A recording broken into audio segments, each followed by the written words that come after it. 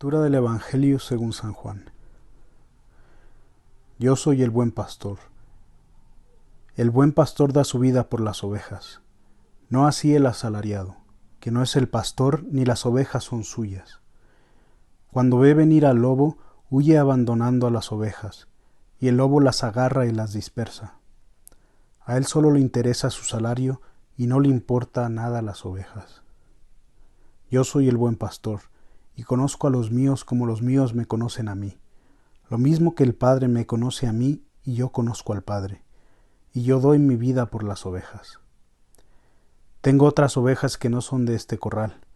A estas también las llevaré.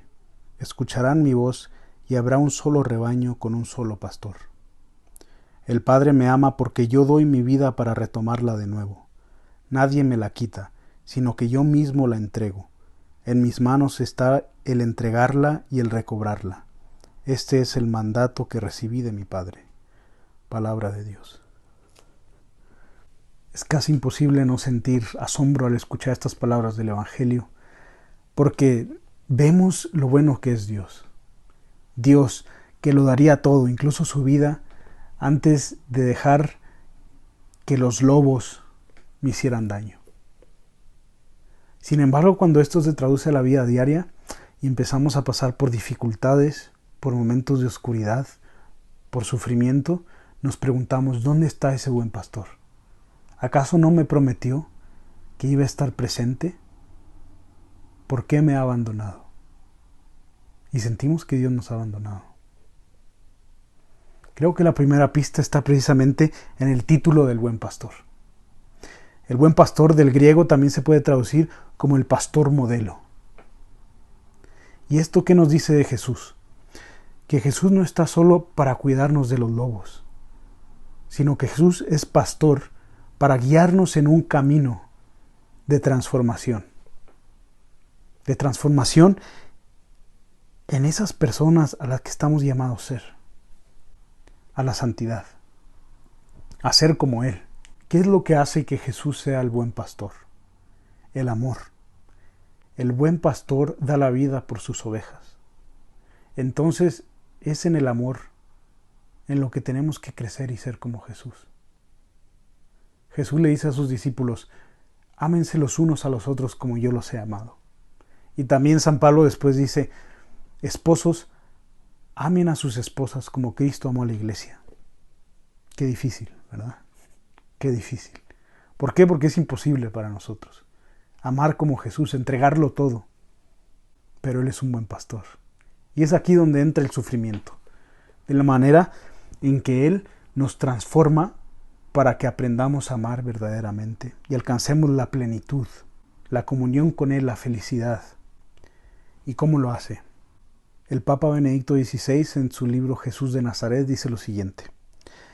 Para madurar, para pasar cada vez más de una religiosidad y apariencia a una profunda unión con Dios, el hombre necesita la prueba.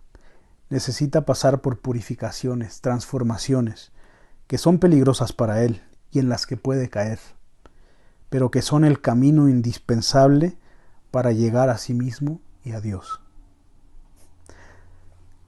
Esos momentos de prueba, de dificultad, son necesarios. ¿Por qué? Porque nos van desvistiendo del hombre viejo. Nos van quitando nuestra soberbia. Y es en ese sufrimiento en el que Dios nos va moldeando. Y esto debería cambiar mucho cómo sufrimos. La imagen del buen pastor y el saber que el buen pastor no nos abandona debe cambiar cómo sufrimos como cristianos. Decía Santa Teresita del Niño Jesús, quien sufrió mucho, decía, estoy sufriendo mucho, pero ¿cómo estoy sufriendo? Esa es la pregunta. Y es la pregunta que nos debemos hacer. Vamos a sufrir, pero ¿cómo? ¿Cómo vamos a sufrir? Un cristiano no puede sufrir de la misma manera que un no creyente. Un no creyente no tiene nada que esperar. El sufrimiento no tiene sentido alguno. Pero para nosotros sí tiene sentido. Tiene un nombre. Se llama Jesús. Y en el sufrimiento, ¿cómo lo vamos a ver? ¿Vamos a sufrir como el que no cree?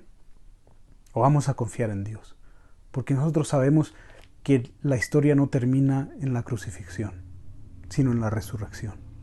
Y sabemos que cada sufrimiento y cada problema da fruto, y ese fruto es el fruto de la resurrección.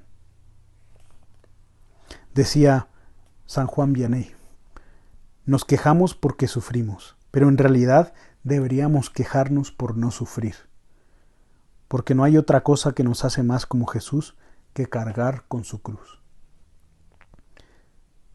Y esto es muy profundo, porque el buen pastor no sería buen pastor si no nos llevara por cañadas oscuras. ¿Por qué? Porque es solo atravesando esas cañadas oscuras que nosotros aprendemos a amar, que somos quebrantados y hechos una nueva creación. Así que Jesús, el buen pastor, permite el sufrimiento, pero nunca nos abandona. Así que tú tienes una elección. ¿Tu sufrimiento va a terminar en la queja o va a terminar en la alabanza? ¿Te vas a quejar por cuánto estás sufriendo o vas a decir: bendito sea Dios que está haciendo cosas grandes en mí? Y así, como en el Salmo 23 podemos ver, Jesús nos lleva por cañadas oscuras, pero nunca nos abandona. Y al final nos prepara un banquete, el banquete eterno de nuestro verdadero hogar. Y ahí al final tendremos nuestra recompensa. El sufrimiento nos ayuda a no quedarnos atrapados en este mundo, en las cosas materiales, sino nos ayuda a ver más allá, a nuestro verdadero destino.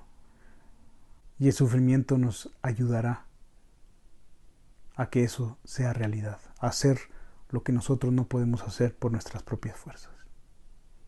Así que, bendito sea Dios, que en mi cruz está haciendo cosas grandes por mí.